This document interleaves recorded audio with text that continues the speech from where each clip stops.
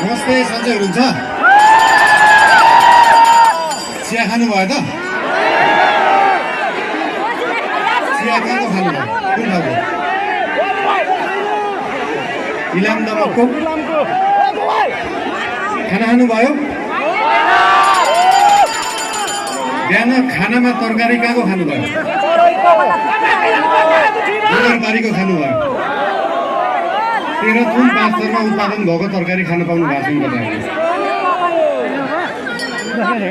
हाम्रै पूर्वी पहाडमा उत्पादन भएको तरकारीहरू उब्जाहरू यही मुनि तराईमा झापा सुनसरी विराटनगरमा खान पाइएको छैन। यो दुःखको कुरा हो। यो दुःखको समाधान गर्नुपर्छ र त्यो दुःखको समाधान गर्ने पार्टी बन्न चाहन्छ राष्ट्रिय स्वतन्त्र पार्टी।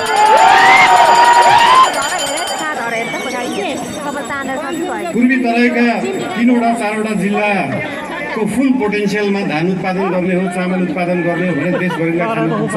तर विडम्बना यही खान पुगेको छैन। यो दुःखलाई समाधान गर्नुपर्छ र त्यो समाधान गर्ने पार्टी बन्न चाहन्छ राष्ट्रिय स्वतन्त्र पार्टी।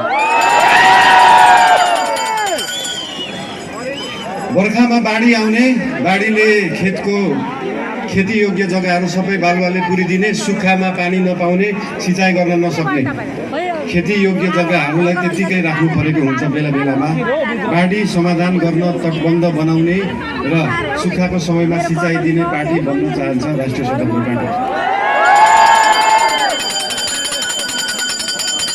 हाम्रो पूर्वलाई देखाएर पनि पैसा कमाउन सकिन्छ, यहाँ उब्जा गरेर पनि पैसा कमाउन सकिन्छ, यहाँ उत्पादन गरेर पनि पैसा कमाउन सकिन्छ। के गरेर पैसा कमाउनु भन्नुहोस्? यो तिनटै काम गरेर देखाउन चाहन्छ राष्ट्रिय स्वतन्त्र पार्टी। हाम्रो किराँतहरूको सम्पूर्ण नेपालीहरूको आस्थाको केन्द्र मुकुन्दुङ, फुवालुङ, पाथिभरा जस्ता ठाउँहरूलाई 77 जिल्लाका नेपाली दाजुभाइ दिदीबहिनीहरूले आस्था राख्न पाउन्, त्यो आस्था देखाउने पार्टी बन्न चाहन्छ राष्ट्रिय स्वतन्त्र पार्टी। समस्याहरू धेरै छन्, समाधान पनि यही छ। समस्या र समाधानलाई भेटाउने काम भएको छैन, त्यो भेटाउने काम गर्न चाहन्छ। देशकै पहिलो उद्योग कल कारखाना भएको यो ठाउँ हो, यो क्षेत्र हो। यहाँनिर खाने तेलदेखि मरमसलाका फ्याक्ट्रीहरू छन्, इन्डस्ट्रिजहरू छन्। तर जुन बेलामा त्यो फ्याक्ट्रीहरू खुले, त्यो इन्डस्ट्रीहरू खुले, त्यसपछि नयाँ खुलेका छैनन्। नयाँ फ्याक्ट्री खोल्नु पर्यो भने 10वटा नेतालाई ढोग्नुपर्छ।